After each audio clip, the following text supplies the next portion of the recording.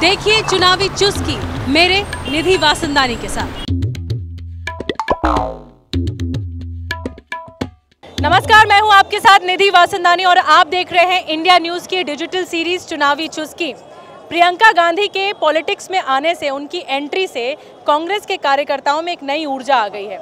लोग खुश हैं, कांग्रेस पार्टी खुश है, लेकिन उम्मीद की जा रही है कि जनता भी उतनी उत्साहित है प्रियंका गांधी के एंट्री को लेकर पॉलिटिक्स में। अब जनता किस तरह से रिएक्ट कर रही है उनके आने से, यही हम लोगों के बीच हैं, तो पूछ लेते हैं। हमारे साथ कुछ युवा मौजूद हैं जिनसे जानते हैं। खुश हैं, एक्सपेक्ट कर रहे थे प्रियंका गांधी आ जाएंगी पॉलिटिक्स में? नहीं, अभी तक तो एक्सपेक्टेशन नहीं थी, लेकिन राहुल गांधी ने सबको चौंका दिया इस बार। प्रियंका गांधी को तो कह रहे थे 440 वोल्ट का झटका दे दिया। ये तो तभी पता चलेगा जब वो आएंगी, जब उनकी सरकार आएगी तो उनको मौका दिया जाएगा, तभी हमें भी पता लगेगा कि वो कैसा काम करेंगी, उनका क्या प्रोपेगेंडा है। नहीं, अभी तो वो पूरी होमवर्क करके आई हैं। यूपी वाले कह रहे हैं कि पूरा सियासत का होमवर्क करके आई हैं। तो हर बार करते हैं, लेकिन कभी उनका होमवर्क इम्प्लीमेंट नहीं हो पाता, कंप्लीट नहीं हो पाता। क्या लग रहा है कांग्रेस की नैया पार होगी? नहीं, इस बार तो बीजेपी की सरकार आएगी। नहीं, इस बार मिलेगा मौका कांग्रेस को। बिल्कुल भी नहीं, इस बार नहीं मिलेगा। आप भी लगता है आपको भी? हाँ जी, क्योंकि उनके मोदी जी के मुकाबले कोई है नहीं पीएम का। अरे यूपी में तो जिससे बात करो सब कह रहे हैं करिश्मा है प्रियंका गांधी का।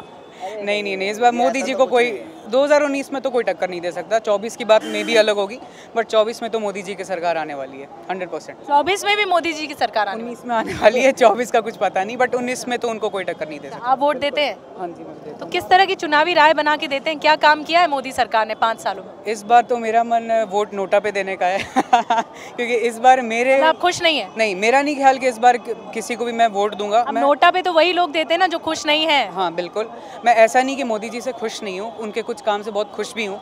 मैं ना एंटी बीजेपी हूँ, ना एंटी कांग्रेस हूँ। जो अच्छा काम कर जाए मैं उसी का हूँ।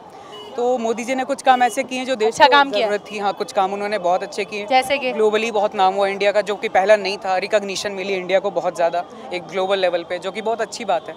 बट अगर इंडियन कंडीशन में देखी जाए तो जैसे जितना बिजनेस मोदी ने व्यापार जो भी है, जितना भी इम्प्लीमेंट किया, इन्वॉल्व किया है, मतलब एक्सप्लोइट बढ़ाया है फॉरेन में, इतना अभी तक 70 सालों में मुलायम सिंह या मनमोहन सिंह किसी ने नहीं, कुछ भी नहीं किया जितना देखने को मिल रहा है। बिजनेस इतना बढ़ाया है। अब चाहे हम लोग या जो हम लोग हैं, मतलब आम जनता है, वो लोग चाहे कुछ भी बोल रहे हैं कि उनको कुछ भी फ़ायदा नहीं मिला, चाहे दाम वाइज कुछ वाइज, लेकिन जो हमारा देश है वो बंदा देश को लेके सोचता है, केवल अपने आप को लेके नहीं सोच रहा, या अपनी केवल जो मतलब सेल्फिशनेस नहीं है, कंट्री को लेके चलते हैं, देश को लेके चल रहा है। कि फायदा मिला है देश को, आप क्या मानते हैं? हाँ जी, मिला है। बस मैं सपोर्ट करता हूँ, मोदी को करता हूँ, उनकी पार्टी को नहीं करता है। बिकॉज इसलिए करता हूँ क्योंकि जो और है, मोदी जी भी तो पार्टी की वजह से ही है। पार्टी की वजह से, वो तो बात मैं आपकी सही मान रहा हूँ, लेकिन वो है कि वो अपने लिए नहीं सोचता, जनता के लिए सोचता है। जो उनकी पार्टी के लोग हैं वो अपने लिए सोचते हैं। मैं ऐसा नहीं कहूँगा। इस बार मैंडेट आ जाएगा बीजेपी को?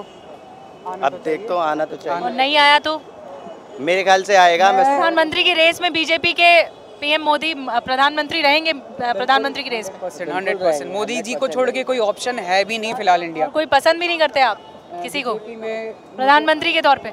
नहीं, मोदी जी के आगे फिलहाल तो कोई नहीं। किसी में भी जितनी ताकत उस बंदे में, एबिलिटी नहीं है मोदी जी के मुकाबले, किसी में नहीं। मोदी जी के मुकाबले में एबिलिटी नहीं है। बड़ा स्टेटमेंट दिया इन्होंने। देश के एक प्रधानमंत्री थे अटल बिहारी वाजपेयी, उनके टक्कर का आज तक कोई पैदा नहीं हुआ, और एक अभी है मोदी जी, क्योंकि ये ग्लोबली रिप्रेजेंटेशन बहुत अच्छा कर रहे हैं। हालांकि कुछ चीज़ों में इनकी कमी भी रहेगी। इंडिया के अंदर जो कुछ खामियां चल रही हैं, थोड़ा सा नेगलेक्ट हो गया, जैसे कुछ चीज़ की इम्प्लीमेंटेशन कमी रहेगी। बट ग्लोबल वर्क देखा जाए तो इंडिया को बहुत ज़्यादा रिकॉग्निशन मिली है, अपॉर्चुनिटीज़ पैदा हुई हैं, और फॉरेन इन्वेस्टमेंट्स बहुत आई इंडिया में। तो ग्लोबली बहुत बढ़ावा दिया है प्रधानमंत्री मोदी ने, देश को एक रिकॉग्निशन के उस पर लाकर खड़ा किया है, रेस पर लाकर खड़ा किया है। दुनिया में जब पहुँच होती है तो इंडिया को गिना जाता है, भारत को गिना जाता है, जैसा कि ये युवा कह रहे हैं। एक सवाल और है गठबंधन को लेकर। एक तरफ यूपी में बुआ बबुआ मिल गए, है ना, एसपी बीएसपी का गठबंधन हो गया, अखबार पढ़ते होंगे तो पता होगा, और दूसरी तरफ कांग्रेस को उन्होंने किनारा कर दिया। तो इस गठबंधन को लेकर क्या करते हैं? क्या नुकसान करेगा ये बीजेपी और कांग्रेस के लिए? गठबंधन में पहली वर्ड आती है गांठ की, और जिस चीज़ में गांठ पड़ती है ना, वो टिकती नहीं है मेरे हिसाब से। कांग्रेस के साथ इन्होंने गठबंधन किया, सरकार आई नहीं, तोड़ दिया। तो आप अलायंस करते क्यों जब तोड़ ही देना है? इट मीन्स कि आप अपने मतलब के लिए कर रहे हो। और जब देश का नेता ईमानदार हो तो पूरी दुनिया अब उसके अगेंस्ट होने के लिए वो तो गठबंधन करेंगे। आपको भी लगता है मतलब के लिए गठबंधन करते हैं सर? बिल्कुल ही क्या है, मतलब गठबंधन हो गया तो मतलब बात वही आ गई, मतलब की ही बात आ गई। अब यही देखिए, ये देश का भला नहीं कर पाएंगे। देश का भला कहीं, वो बस अपना भला देखेंगे, अपना भला देखेंगे, अपने लोगों का ही भला देखेंगे। ना नफा नुकसान मतलब। हाँ। उसमें दो राय एक साथ हो जाती है ना, दोनों की अलग अलग होती है, फिर बीच में फिर उनमें मनमुटाव होता है, जिसके कारण वो गठबंधन हो गया।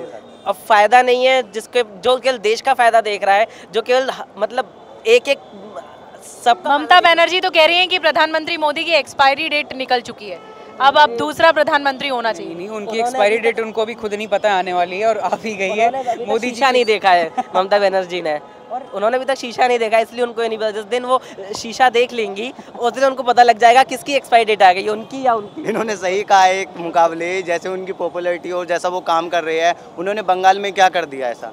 मोदी तो पूरे देश लेवल पर कर रहे हैं और सबको, गरीबों को से हर जगह वो योजना दे रहे हैं। एक तरीके से मैं करूँगा बीजेपी के लोगों को, जो लोग हैं उन्हें करप्ट बोलूँगा मैं, मोदी बिल्कुल नहीं है। अब ये बात हमें समझनी होगी कि राज्य का चुनाव नहीं है, ये देश के प्रधानमंत्री के चुनने का चुनाव है, और हम देश के प्रधानमंत्री को चुन रहे हैं। जिस तरह से टसल चल रहा है, विवाद चल रहा है ममता बनर्जी और बीजेपी में, वो भी एक बड़ा सवाल है। तो आपको लगता है कि, क्योंकि आपने अगर अभी हाल ही में देखा होगा कोलकाता की रैली में बहुत पूरा विपक्ष एकजुट दिखा था, शक्ति प्रदर्शन, अपनी पावर दिखाने की कोशिश थी।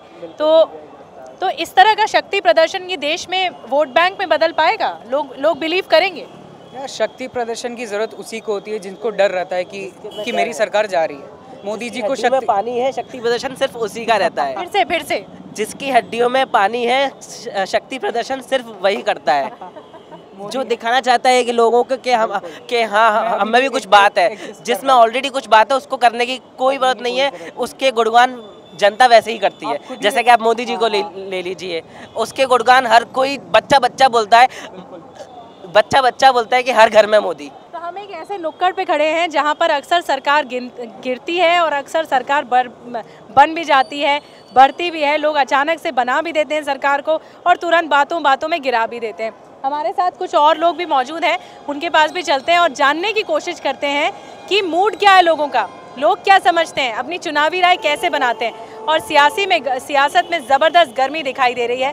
ऐसे में देखना होगा कि लोगों की राय क्या है, लोगों का मन क्या है, क्या मन की बात समझ पा रहे हैं मोदी जी की, या फिर लोग किसी और को मौका देते हैं। फिलहाल तो जितने भी लोगों से हमने बात किया वहाँ पर तो प्रधानमंत्री के तौर पर वो मोदी जी को ही देखना पसंद कर रहे हैं। दूसरे एपिसोड में मुलाकात होगी। देखिए चुनावी चुस्की मेरे निधि वासंदानी के साथ।